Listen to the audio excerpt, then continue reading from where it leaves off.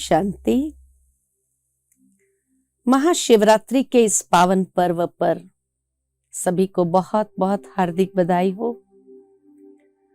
साथ ही साथ इस त्योहार को हम सभी कैसे मनाएंगे, ये तो हम सभी जानते हैं कि जागरण तो कर ही देते हैं, लेकिन कई लोग इस दिन को विशेष महत्व देते हुए व्रत, नियम, उपवास बहुत श्रद्धा पूर्वक करते हैं। सारे दिन का उपवास रखते हैं। वास्तव में यह यादगार है ऊपर निवास करने वाले परमात्मा की। वो शिव परमात्मा जब इस संसार में अवतरित होते हैं, जन्म नहीं लेते हैं, अवतरण होता है। और इसीलिए भक्ति में भी इसका बहुत सुंदर यादगार है कि जब भी शिव के मंदिर में आप जाओ या शिव का मंदिर जब मनुष्य बनाते हैं, तो शिवलिंग की स्थापना करने के लिए या शिवलिंग की प्राण प्रतिष्ठा करने के लिए कभी भी शिवलिंग को द्वार से नहीं लाया जाता है। ऊपर का गुंबज नहीं लगाते हैं और शिवलिंग को ऊपर से नीचे उतारा जाता है। बाकी सभी देवी देवताओं की मूर्तियों को द्वार से लाते हैं।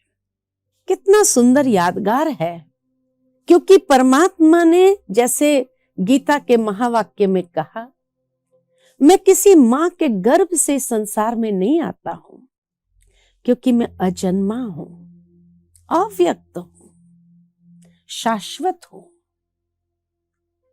मैं अपनी योग माया से प्रकट होता हूं, अवतरित होता हूं। पुनर्जन्म रहित, विनाश रहित है।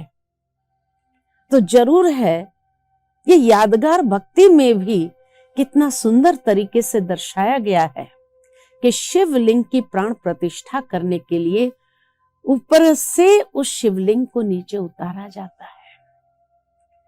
बाकी सभी देवी देवताओं का जन्म होता है, माता पिता होते हैं, बचपन से लेकर के बड़े होते हुए दिखाया गया है, परंतु शिवलिंग का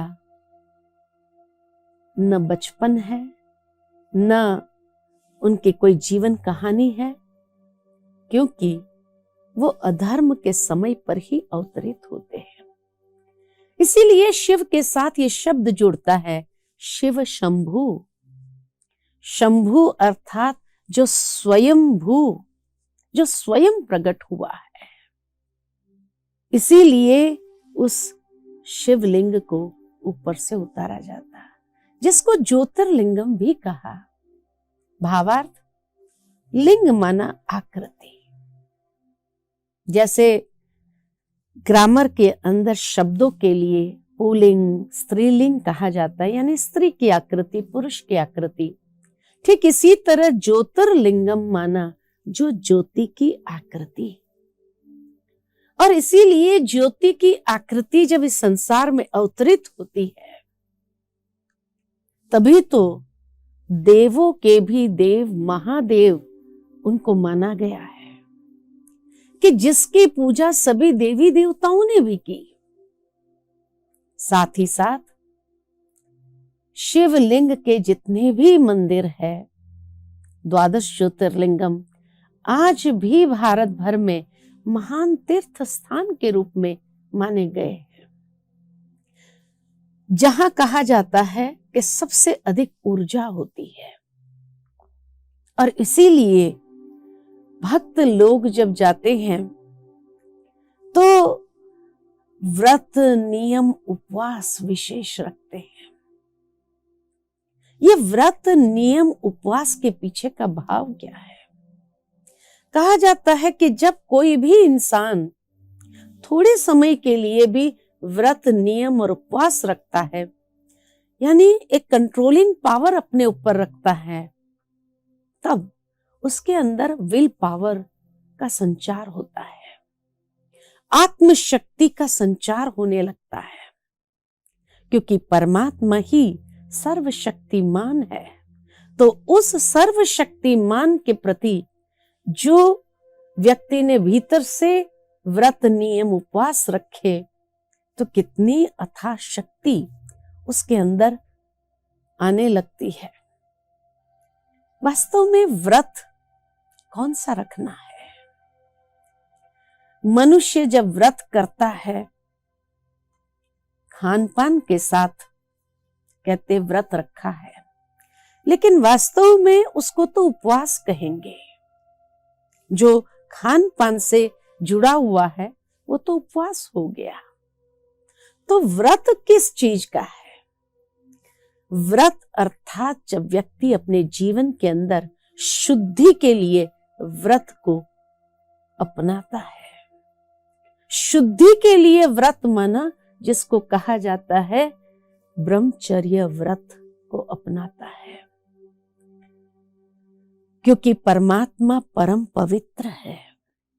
और इसीलिए परमात्मा के प्रति जब श्रद्धा होती है, उसकी पूजा करनी होती है, तो पूजा करने के लिए शुद्ध होना आवश्यक है।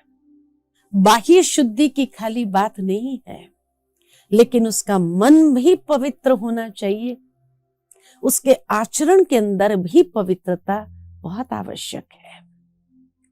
इसीलिए ये व्रत, और ये देखा गया है भारत भर में महाशिवरात्रि के पावन पर्व पर हर कोई ये व्रत शुद्धिकरण के लिए अपनाता है।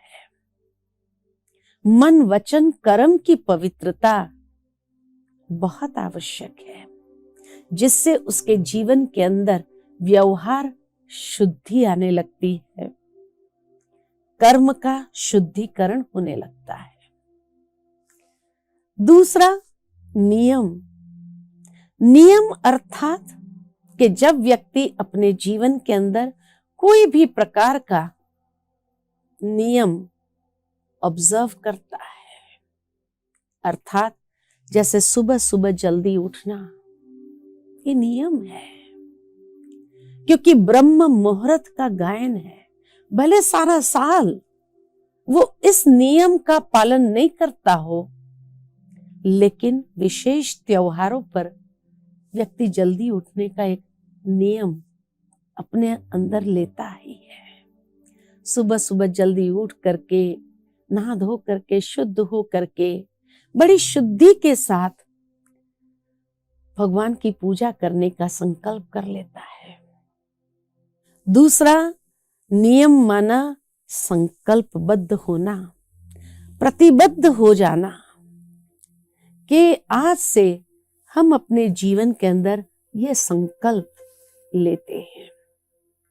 तो उस संकल्प के प्रतिबद्ध होना, उसी को ही तो नियम कहा जाता है।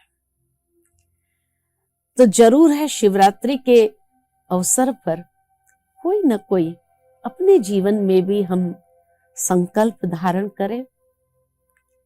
और तीसरा उपवास। उपवास भोजन के लिए अवश्य माना गया है कि जब भोजन के समय व्यक्ति सात्विक आहार या उपवास करके जब ये उपवास को तोड़ता है, तो सात्विक आहार ही लेने का प्रयास करता है। अशुद्ध भोजन से उपवास, वास्तव में ये स्थूल उपवास की खाली बात नहीं है, लेकिन आज मनुष्य के मन का भी उपवास रखना जरूरी है कि मन के अंदर भी किसी के प्रति नकारात्मक भाव, व्यर्थ भावनाएं या व्यर्थ विचार या नकारात्मक विचार से भी अपने मन को उपवास में रखे। किसी की निंदा ग्लानि न करे, किसी के प्रति ईर्ष्या का भाव न रखे। ये उपवास करने की जरूरत है, क्योंकि आज मनुष्य भोजन का उपवास तो कर लेगा, लेकिन ये सूक्ष्म उपवास रखने की जो बात है कि अपने हृदय को भी इतना शुद्ध कर दे किसी के प्रति ईर्ष्या, द्वेष, निंदा, ग्लानि, कोई ऐसा भाव न उत्पन्न होने दे हम। ये उपवास बहुत जरूरी है, क्योंकि तभी तो व्यक्ति के अंदर शक्ति का संचार होगा। अधिकतर मनुष्य की शक्ति जो व्यय होती है, ये अशुद्धियों के कारण ही हमारी आत्मशक्ति क्षीण होने लगती है। तो जब ये उपवास को हम धारण करते हैं तो इतनी शक्ति का संचार होता है, भीतर का शुद्धिकरण होने लगता है और मन का वास परमात्मा के सानिध्य में बहुत सहज हम कर सकते हैं। तो चलिए इसी आधार से हम नियम, व्रत और उपवास रखेंगे और ये शिवरात्रि साकार करेंगे। ओम शांति।